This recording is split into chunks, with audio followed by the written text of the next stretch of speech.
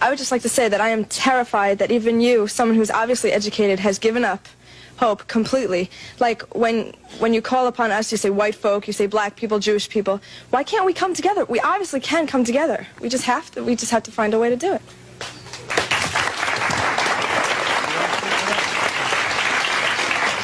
The desire is good, but the reality is the total opposite of your desire. And unfortunately, as a young lady, you are not in the position of power to make the decisions to make America work. May I, you know, as an audience of intelligent people, I would like to just take a moment to say to you that I really don't think you fully understand what has happened to these people that you look at as second class or inferior citizens in this nation. Black people who were brought to this country were stripped of their names, language, culture, religion, God, and taken totally away from the history of themselves. Here are 30 million people who don't wear their own names, they wear your names. Who don't speak their own language, they speak English, which is not their language. They never were allowed their own cultural expression of Africa. Don't you realize that when you turn a people upside down and inside out, then sell them not for a day, not for a year, but for 300 years, and deny us the human right to know, to read a book, to learn, to understand, and then after 300 years of that, you allow us into the church, but by that time you've painted Jesus white, God white, the angels white, and then all these black people have been subjected to a form of white supremacy, which produces in the reverse a black inferiority. And this is fulfilling what Jesus said, as a man thinketh, so is he. And as long as our people think the way they think, we will never be able to do what we as a people should do to correct our condition. Over here, please. Excuse me, I was brought up in, quote, Bedford-Stuyvesant in my town. But I would like to say what scares us is I think we hear violence. The young lady said she's afraid of violence. And isn't it sad that we who have been the victims of so much violence, now whites fear violence from us? We do not have a history of killing white people. White people have a history of killing us.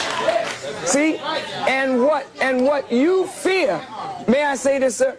What you fear, and it's a deep guilt thing, that white folks suffer. You are afraid that if we ever come to power, we will do to you and your fathers what you and your people have done to us. And I think you are judging us by the state of your own mind, and that is not necessarily the mind of black people. Okay, I've been listening in this corner right here, and I've heard a whole lot of negative things from the white people here. When you were trying to explain yourself, the white people don't want to hear you explain yourself. They drown you out. They start already trying to drown you out and talk over you. There's a certain amount of white arrogance here, and they don't want to listen to what black people are saying. They don't understand because they don't want to understand. I've heard a woman here say, go back to Africa. Somebody said, we have a black holiday. What does that mean? So what does that mean? He did not say that. He said, if we have a choice, what some of us can go and some of us can stay. Remember, but there's no understanding in here. People are just trying to talk. To those arrogant persons, you know,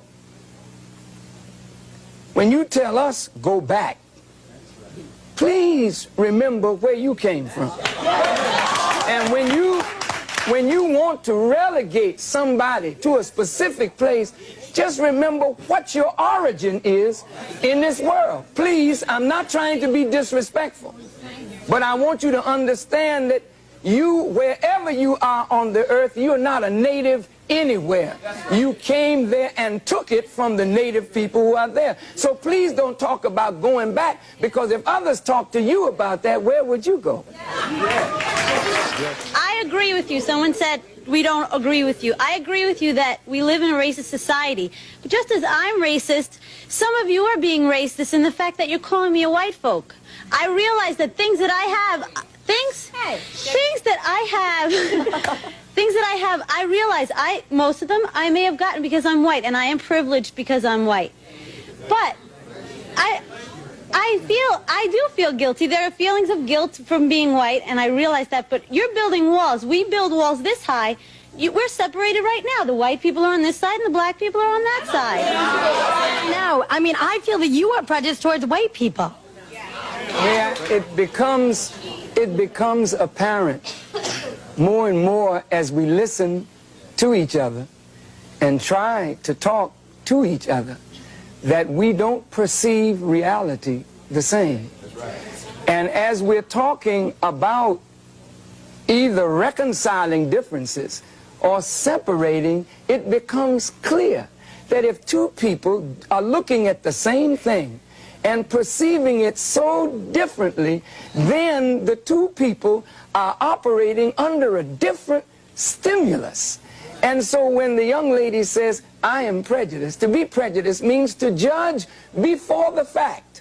After 400 years of living and experiencing, we're not prejudiced. We are looking at the reality of what we have suffered and continue to suffer. Are you there? Yeah. Don't we need to begin with education, begin with rewriting the textbooks in America to tell the truth about blacks and whites in America in context? Yes, yes. Please, please, for 1 second. Yes. That's what I wanted to, Minister Farrakhan, the education system. Our children right now are being miseducated. What can we do so that we can inform our children, educate our children? And it's sad because white folks don't know anything about black history. And it's pathetic that white folks have to wait till February to find out that we were slaves. I would like us to speak to what are we going to do to improve the education of this whole society, which have cheated them from our true heritage. May I respond? I said in the first segment it was a crime of omission as well as a crime of commission. And that crime has affected both white and black. White folk have been made to believe that the history of civilization begins in Egypt and that Egypt was a white civilization.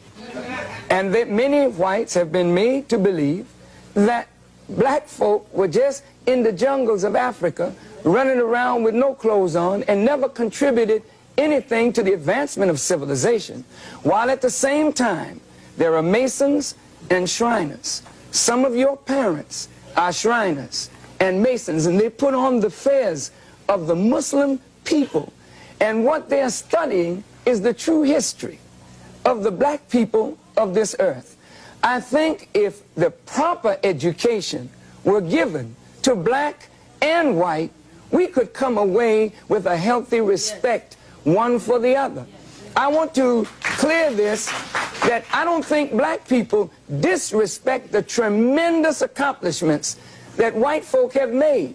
But if white folk do not know what black people have contributed to the advancement of civilization, it leads to a disrespect of a whole segment of the population. And this is why today I will say that black children, as much as we need education, we don't want to go to these schools because the food that we are being fed is not proper. But any one of us can go into the schools where there's no discipline, where there's madness in the corridors, and we can speak to our youth and get their attention in a matter of moments, because we are teaching them that which their souls yearn for, that is a proper knowledge of self. And if they won't give it to us, we have the responsibility to give it to ourselves.